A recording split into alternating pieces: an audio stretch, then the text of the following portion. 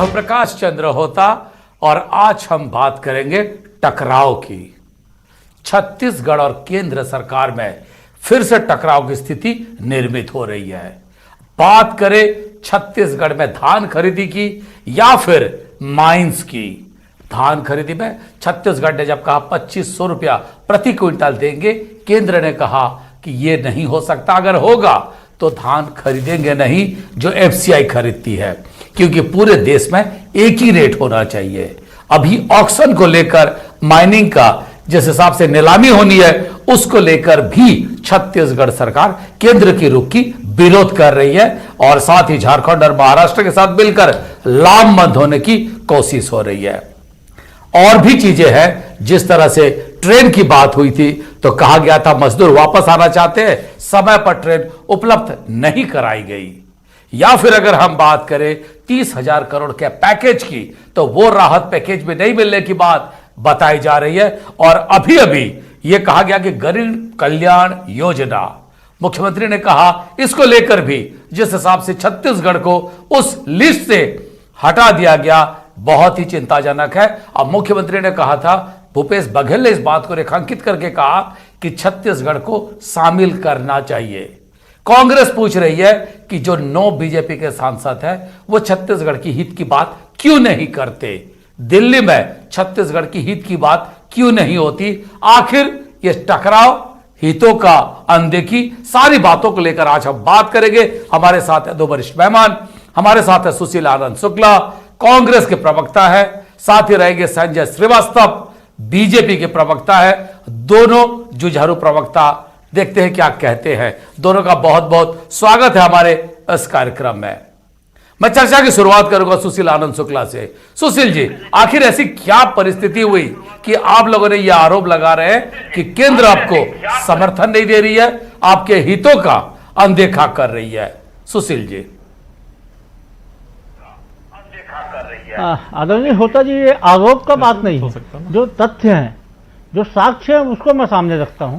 देखिए, जब हमने 2500 रुपये प्रति क्विंटल में धान खरीदी की बात की, हम अपने संसाधनों से धान खरीदी करना चाहते थे। हम अपने संसाधनों से किसानों को 2500 रुपये प्रति क्विंटल देना चाहते थे। तब केंद्र की मोदी सरकार ने हमें यह कहा, कि यदि आप 2500 रुपये में धान खरीदेंगे तो हम सेंट्रल पूल का जो चावल है, जो संघीय व्यवस्था में हर राज्य से केंद्र सरकार लेती है, वह छत्तीसगढ़ के कोटे का हम चावल नहीं लेंगे। मतलब छत्तीसगढ़ के किसानों को मिलने वाले 2500 रुपये जो राशि थी उसमें रंगेबाजी। उसके बाद जब बात हुई, अभी कोविड संकट के समय जब बात हुई ट्रेनों की, हमने 14 से अधिक ट्रेनों की शुरुआती दौर में यहाँ पे रेल मंडल के रेल के कमर्शियल अधिकारी को चिट्ठी भेजा कि हमको अमुक राज्यों से ट्रेनें चाहिए। माननीय रेल मंत्री जी ने सीधे डिनाई कर दिया कि छत्तीसगढ़ और बंगाल जैसे राज्यों से किसी भी प्रकार की कोई मांग ही नहीं की गई। इसके बाद अभी हालिया देखिए आप कि जो एक केंद्र सरकार के द्वारा जो गरीब कल्याण रोजगार अभियान के नाम से एक योजना चालू की गई, इस योजना में देश के 126 जिलों को शामिल किया गया। छत्तीसगढ़ में लगभग 5 लाख मजदूर वापस आए हैं। 2.5 लाख से अधिक मजदूरों को तो हम ट्रेन और बसों के माध्यम से वापस ले आए हैं। कुछ मजदूर स्वफूर्त वापस आए हैं। अब ऐसी स्थिति में इन मजदूरों को क्वारंटाइन करने के बाद इनको रोजगार उपलब्ध कराना, बहुधा मजदूरों को हम मनरेगा के माध्यम से, जो स्थानीय मजदूर थे जिनके जॉब कार्ड बने थे, उनको हम रोजगार दे रहे थे। लेकिन जब केंद्र सरकार एक योजना शुरू कर रही है, आप इस चीज़ का दंभ भर रहे हो कि मजदूरों के लिए आप 50,000 करोड़ रुपए की एक एसेट वैल्यू की राशि उन्होंने इकट्ठा की है और उसके लिए आपने विभिन्न राज्यों को शामिल किया। छत्तीसगढ़ एक ऐसा राज्य है जो आपकी जब सरकार थी, जब यहाँ पर राज्य में रमन सिंह की सरकार थी, तब सेंट्रल गवर्नमेंट ने माना था कि छत्तीसगढ़ में गरीबों की संख्या 40% से नीचे है।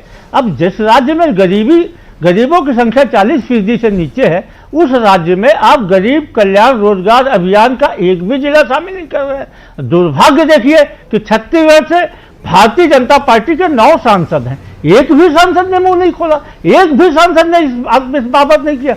अरे भाई साहब, यहाँ पे ठीक है आपके विपक्ष की सरकार है, यहाँ पे कांग्रेस की सरकार है, लेकिन यदि रोजगार खुलेगा तो उसका फायदा तो आपके क्षेत्र की जनता को भी मिलेगा, आपके क्षेत्र के गरीबों को भी मिलेगा। आपका नैतिक दायित्व नहीं बनता है। संजय श्रीवास्तव जी चुप रहे। होता जी, एक सेकंड जी।